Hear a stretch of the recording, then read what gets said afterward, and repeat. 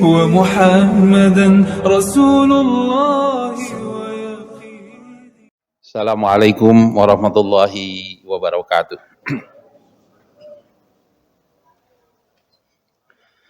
Alhamdulillahilladzi ba'atsa fil ummiyina rasulan minhum yatlu alaihim ayatihi wa yuzakkihim wa yu'allimuhumul kitaba wal hikmah wa in kanu min qablu lafi dhalalim mubin. Asyhadu an la ilaha illallah wa asyhadu anna Muhammadan abduhu wa rasuluh. Allahumma sholli ala Sayyidina Muhammadin abdika wa nabiyyika wa rasulika nabiyil ummiyi wa ala alihi wa ashabi ajmain. Amma ba'du ayuhan nas usikum wa nafsi bitaqwallah faqad fajal muttaqun. Wa qala Allahu ta'ala fi kitabihil karim a'udzu billahi minasyaitonir rajim. Bismillahirrahmanirrahim. Yarfa'illahu alladhina amanu minkum walladzina utul ilma darajat wallahu bima ta'maluna khabir. Shadaqallahul adzim. Hadirin sidang Jumat yang berbahagia, kita bersyukur alhamdulillah kehadirat Allah Subhanahu wa taala. Dalam kesempatan ini masih diberikan kesehatan, masih dikuatkan keimanan kita sehingga kita bisa melaksanakan ibadah Jumat. Tentunya harapannya Jumat kali ini mudah-mudahan lebih baik daripada Jumat yang telah kita lakukan pada masa-masa sebelumnya. Tugas khatib dalam setiap khutbahnya adalah menyampaikan wasiat takwa. Mudah-mudahan dengan disampaikannya khutbah pada kesempatan ini, kualitas ketakwaan kita terus dan menerus bisa meningkat. Ayat Al-Quran yang disampaikan tadi dicoba disampaikan kepada hadirin sekalian ahli Jumat yang berbahagia. Yarfa'illahu alladhina amanu minkum walladhina utul ilma darajat wallahu bima ta'maluna khabir. Yang artinya adalah niscaya Allah akan mengangkat derajat orang-orang yang beriman di antara kalian dan orang-orang yang berilmu beberapa derajat. Dan Allah maha teliti apa yang kamu kerjakan. Surat Ad-Dariyat ayat 11. Kita coba uraikan Al-Quran tersebut bahwa orang-orang yang berilmu, yang beriman akan ditinggikan derajatnya. Ilmu adalah bekal bagaimana kita bisa sukses hidup dan juga sukses setelah kehidupan dunia ini. Dan untuk meningkatkan kualitas ketakwaan harus dengan ilmu. Oleh karenanya itu sekali lagi bahwa ilmu merupakan cara atau ilmu merupakan alat untuk mencapai apakah meningkatkan ketakwaan, termasuk ilmu sebagai bekal kehidupan sukses dunia dan akhirat.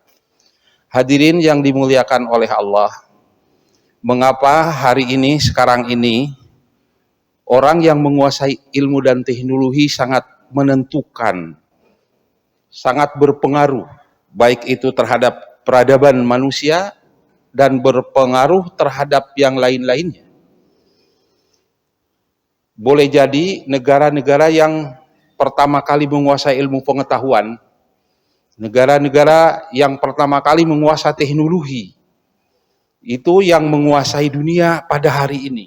Oleh karenanya disebut negara maju. Sementara kita disebut negara berkembang.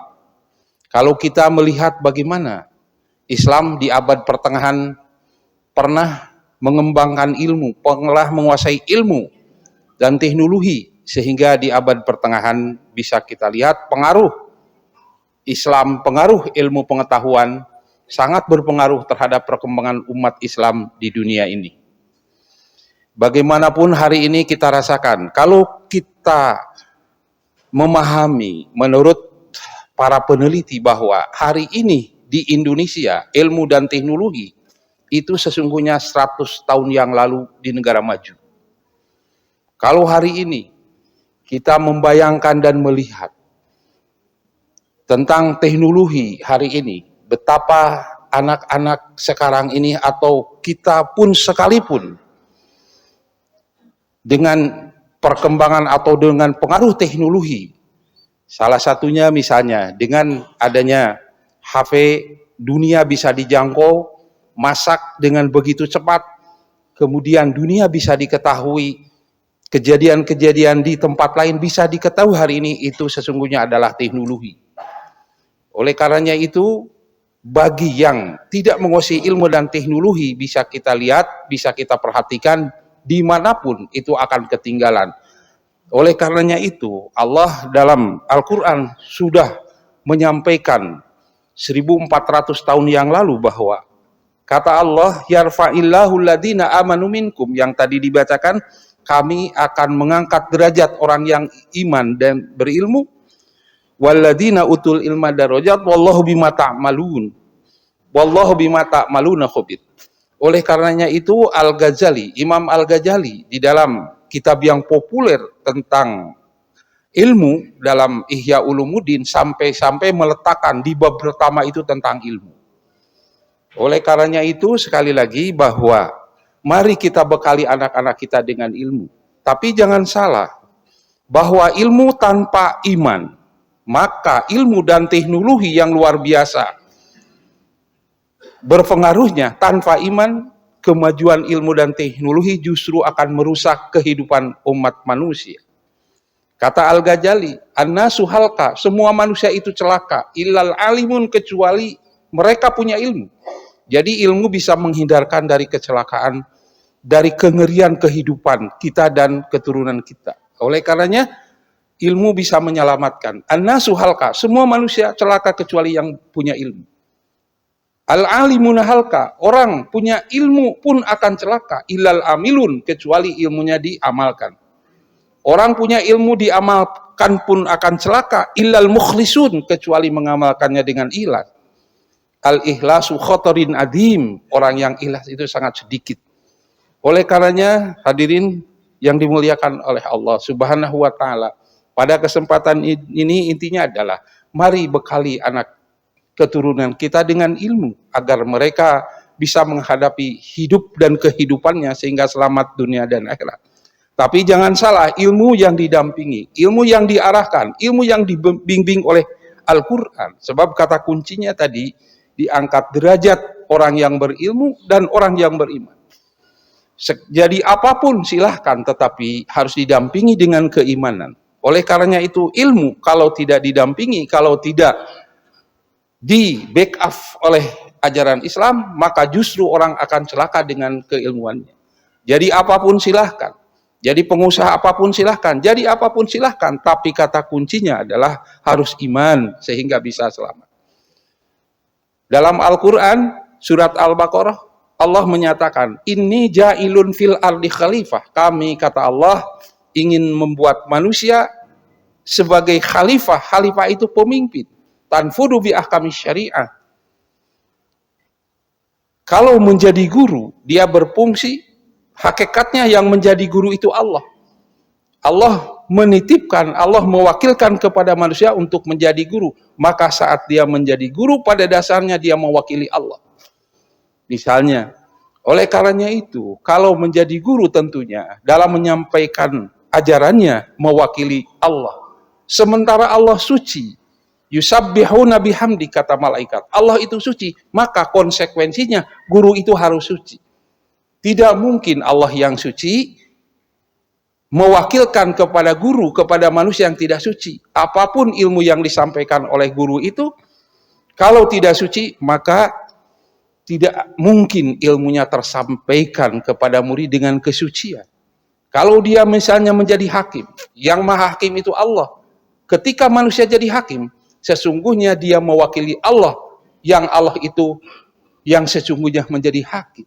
Maka ketika jadi hakim, pada dasarnya menurut Al-Quran, dia mewakili Allah untuk menjadi hakim. Maka ketika jadi hakim, dia harus sesuai dengan ketentuan-ketentuan Allah.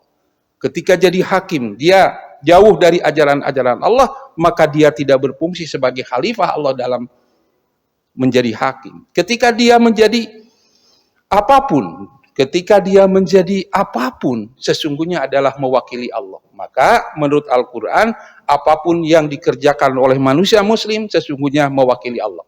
Maka kata kuncinya Al-Quran tadi menyebutkan, kami ingin menjadikan manusia ini sebagai khalifah, artinya mewakili Tuhan untuk menyampaikan tentang hal-hal yang seiring dan sesuai dengan Allah itu tadi.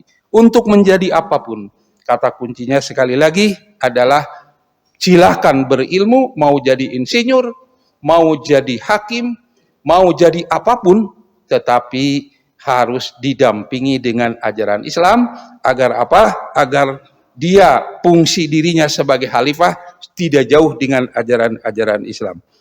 Hadirin yang dimuliakan oleh Allah Subhanahu wa Ta'ala, tentang mencari ilmu. Mencari ilmu dan ilmu tadi sebagai bekal untuk menghadapi hidup dan kehidupan, tidak ada batas waktu. Dari mulai lahir sampai masuk liang lahat, diwajibkan mencari ilmu. Dan ilmu itu sekali lagi untuk apa? Untuk bekal, untuk menyelamatkan diri, untuk menyelamatkan keluarganya kalau sudah berkeruak dan seterusnya. Ayat Al-Quran yang seterusnya, wal yahsyalladina law taraku min khalfihim dzurriyyatan di'afa. Harus khawatir kalian itu meninggalkan generasi yang lemah. Wal yahsyalladina law taraku min khalfihim dzurriyyatan di'afa. Harus khawatir jika kalian semua meninggalkan generasi-generasi yang lemah. Lemah apa? Lemah ilmu. Lemah apa? Lemah amal. Lemah apa? Lemah iman. Supaya mereka tidak lemah ilmu, lemah iman, lemah amal, tentunya hari ini kita harus mempersiapkan bagaimana generasi-generasi kita ini tentang ilmu. Bagaimana mungkin tadi dikatakan dia mencari kualitas yang takwa tanpa ilmu. Bagaimana mungkin dia bisa menghadapi hidup kalau tanpa ilmu. Tetapi ilmu yang mana? Ilmu yang didampingi dengan agama. Kalau tidak didampingi dengan agama, boleh jadi justru menghancurkan dirinya, menghancurkan keluarganya, dan menghancurkan negaranya. Oleh karena itu, carilah ilmu. Tentunya ilmu itu, kata Al-Ghazali, ilmu dunia dan ilmu akhirat. Mencari ilmu dunia, kalau tidak didampingi dengan ilmu agama, maka akan merusak dirinya, masyarakat, dan bangsanya. Oleh karenanya itu, dalam kesempatan ini, sekali lagi, mari kita menyadari bersama, agar generasi selanjutnya, dia kuat iman, ilmu, dan amal, maka carilah ilmu atau persiapkanlah mereka untuk mencari ilmu. Tentunya ilmu-ilmu yang umum harus disertai, harus didampingi dengan ilmu agama. Barakallahu li walakum.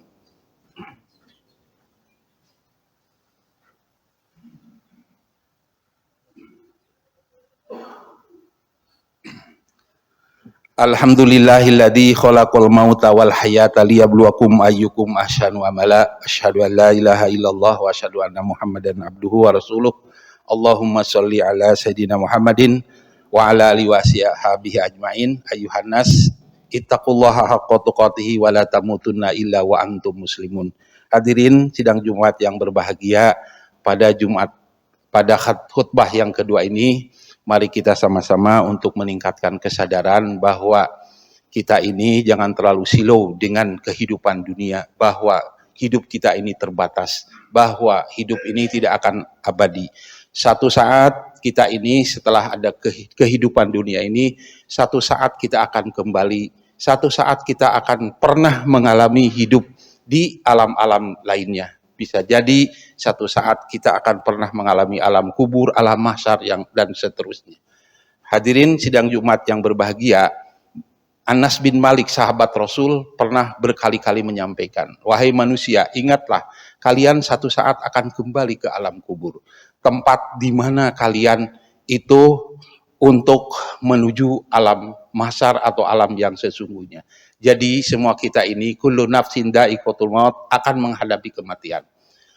Kulla yaum, setiap hari, yunadi al-qabri, kubur yang akan kita diami nanti setiap hari memanggil kepada kita, bahwa kita pada satu saat akan berada di alam kubur. Kita pada satu saat akan mengalami kematian. Nabi Muhammad usianya 63 atau 64.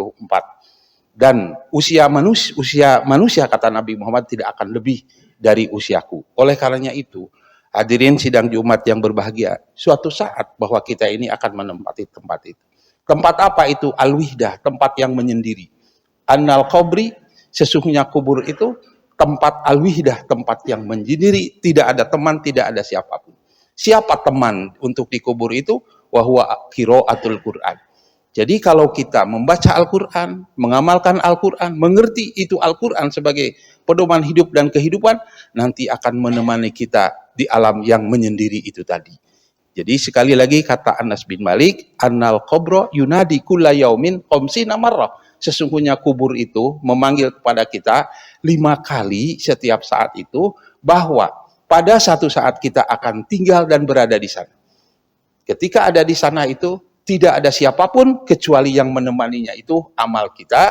Apa amal kita itu? Di antaranya adalah bacaan Al-Quran.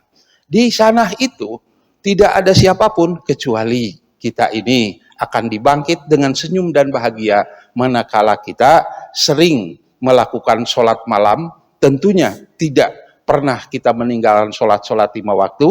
Kita sholat tahajud. Fatahajjad bihi nafilatalak asa ayyab asaka rabbuka maqaman mahmuda. Ketika meninggal, lalu ketika dibangkit di alam kubur, orang akan dibangkit bahagia bagi orang yang bertahajud. Tetapi bagi orang yang di samping amalnya tidak bagus, di samping juga dia tidak pernah tahajud, maka dibangkitnya akan penuh dengan kesedihan. Kemudian di sana juga tempat yang sangat ngeri. Oleh karena sangat ngeri, bawalah amal oleh kalian, bawalah tempat kata kubur, ana baitut turab. Kami ini tempat terbuat dari tanah. Kita tahu bahwa kubur itu dari tanah. Maka bawalah oleh kalian itu tempat yang paling bagus. Bawalah tempat tidur yang paling bagus. Atau bahasa sekarang, bawalah spring bed yang bagus. Bagaimana caranya? Bawalah amal. Bawalah amal-amal yang bagus. Amal yang bagus itu akan diganti dengan tempat yang lebih bagus. Oleh karenanya itu, mari kita sama-sama, bagaimanapun kita ini akan mengalami kematian, bagaimanapun akan kita mengalami di tempat itu, mumpung sekarang masih di alam dunia, mumpung masih diberi kesempatan hidup, mumpung kita ini diberikan kesadaran, maka mau kemana lagi kita ini akan kembali kecuali ila liqa'i rabbih, akan kepada Tuhannya. Oleh karena itu, mari meningkatkan ketakwaan kita, mari kita mengumpulkan amal-amal kita agar nanti di sana berbahagia, mudah-mudahan. Oleh karenanya itu, mari kita memohon kehadirat Allah Subhanahu wa taala agar kita ini terus dan menerus meningkatkan kualitas ketakwaan, terus menerus kita ini mengumpulkan amal-amal kita, dan terus menerus kita menyadari tanggung jawab kita bukan hanya pada diri kita. Bagi yang punya istri, tanggung jawab kepada istri, bagi yang punya anak juga bertanggung jawab kepada anak. Maka nanti pada satu saat bagi suami-suami itu akan diminta pertanggungjawaban. Bagaimana mengurus istri, bagaimana mengurus anak. Sekarang ini luar biasa ngerinya ketika anak-anak kita tidak ada batas lagi. Bisa membuka apapun yang ada di HP-nya itu, dan sangat berpengaruh terhadap anak ketika membuka itu. Jangankan seperti itu, akan jadi habit anak itu. Banyak orang, anak-anak kecil yang stres gara-gara apa? Gara-gara dia tidak mau berpisah dengan HP, termasuk seperti kita. Mau tidur, kita ini tidak lepas dari HP. Bangun tidur kepada HP dimanapun. Sampai hubungan sosial terganggu karena habitnya terhadap HP ini. Ini juga akan menyebabkan kepribadian yang kurang bagus. Oleh karena itu, caranya adalah kita sebagai orang tua yang akan dituntut pertanggungjawaban nanti di hadapan oleh Allah, maka bimbinglah anak-anak kita, bimbinglah istri kita, termasuk kita sendiri membimbing. Dan bagaimana cara bimbingnya? Kecuali memberikan kesadaran, kecuali memberikan ilmu, kecuali memberikan bekal. Untuk apa? Keselamatan dirinya, keselamatan keluarganya. Sebab sekali lagi, bagaimanapun kita ini hidup di dunia ini terbatas. Dan mari kita memohon kehadirat Allah Subhanahu wa taala agar selalu dan selalu Allah itu membimbing kita. Allahumma sholli wa sallim wa barik ajmain. Amin. Nas'aluka Allahumma mutawassilina bihadzal liqa an tuyassira lana umurana wa tuhassil maqasidana wa taqdiyaha wa ijana wa taj'alana wa auladana wa talamidana wa tilmidatina auladan ulama as-solihin agniya asyakirin hujjajam mabrurin fi sabilika mujahidin du'ata mukhlisina bi rahmatika ya arhamar rahimin. Allahumma tawil umurana wa sahih jasadana wa qdi hajatana wa habibnahum linnasi ajma'in wa taba'adal adawata kullu min bani adam alaihi salam man kana hayya wa yahiqul qaul ala kafirina innaka ala kulli syai'in qadir wa sallallahu ala sayyidina Muhammadin wa ala alihi wa sahbihi ajma'in walhamdulillahi rabbil alamin. Ibadallah, innallaha ya'muru bil adli wal ihsan wa ita'i dzil qurba wa yanha 'anil fahsya'i wal munkar wa baghi ya'idukum la'allakum tadhakkarun wa la dzikrullahi akbar. Astagfirullah li wa lakum.